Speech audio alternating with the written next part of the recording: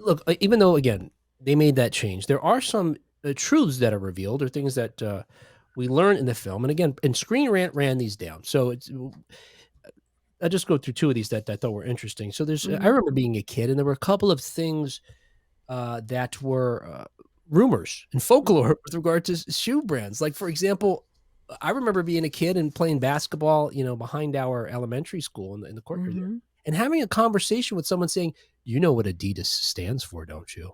Oh, Adidas. no. Did you guys have that? Oh yeah, absolutely. No, You never heard that, Kat? No. Well, this is ringing a bell in my head because I think this has come up before here. But I thought it was don't remember. factual. I didn't know it was a rumor. I thought it stood for "All Day I Dream About Sex." Is that what you'd heard? That's what in the playground we said. Yes, that's as far as I knew. That was true.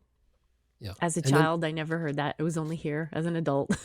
It's just now, as you learn most adult things on our show, especially if they're related to sex. I was just about to say, and she has kids, guys. I mean, we're wonderful influences on Kat. Just kids. So you understand what I'm saying, right? But yet, she still doesn't. Anyway, but yeah, no. And then I remember as a kid, someone said, "Well, no, that's not it." We people made that up. What it really is all day long I dream about sports, not sex. But it turns out neither of those is true. It turns out that the founder of Adidas is a gentleman named Adolf Dassler, and he was referred to as Adi. So you put his Adi and Das from his last name together, and that's where you get Adidas. Yeah, Adidas. Adidas. But one of the things in the film shows is the rivalry between these shoe companies, and at some point in the film, Nike refers to Adidas as being, owned by Nazis. Well, it turns out that's true. Okay. Oh my gosh. So actually, this sentence might help. Let's see. Oh, actually, this helps maybe understand what you were saying about Jordan before, or questioning Cat. Because according to Screenrant, they said that Nike only had 17% of market share in 1984. And their competitors, including Adidas, were giants by comparison. So it makes sense that they might be making, these little digs at their, the sort of Davy and Goliath thing, except Davy's again, Nazi. Right. Again, it's about the money. I mean, Goliath is a Nazi. Goliath is a Nazi, right? Yeah. So this Adolf Dassler, who is the founder of Adidas, not only does he have an unfortunate name often associated with Nazis, but it turns out he was a card-carrying member of the Nazi Party, having joined in 1933.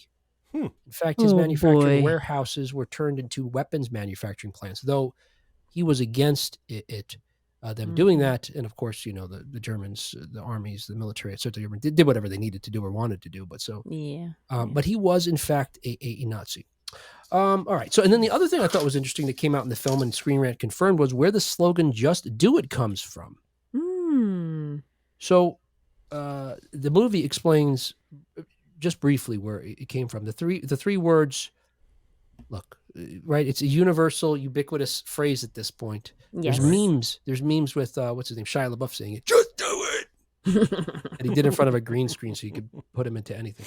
The slogan was created by Dan Wieden from the marketing company Wieden and Kennedy, which was hired by Nike for the brand's first major television campaign in the late 1980s. But it's explained in the movie that those were the last words of a death row inmate just before he was shot to death by a firing squad. Oh, man. The original person who remarked "Just do it" was Gary Gilmore. And turns out he was wearing Nikes at the time. There you go. Perfect connection.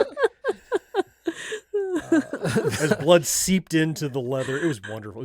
And now that's why the tops of the Air Jordans are red. They're red. There you go. All right. Now, John's making up the last part of bullshit.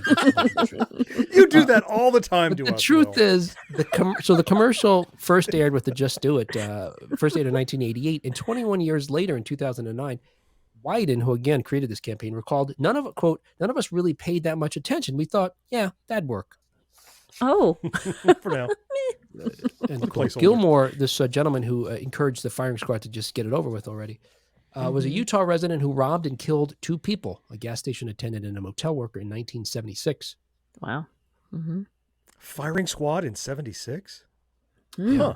He was sentenced to death by firing squad just a few months later. And as Screen Rant says, it's ironic that one of the most well-known slogans of all time was lazily stolen from a death row inmate.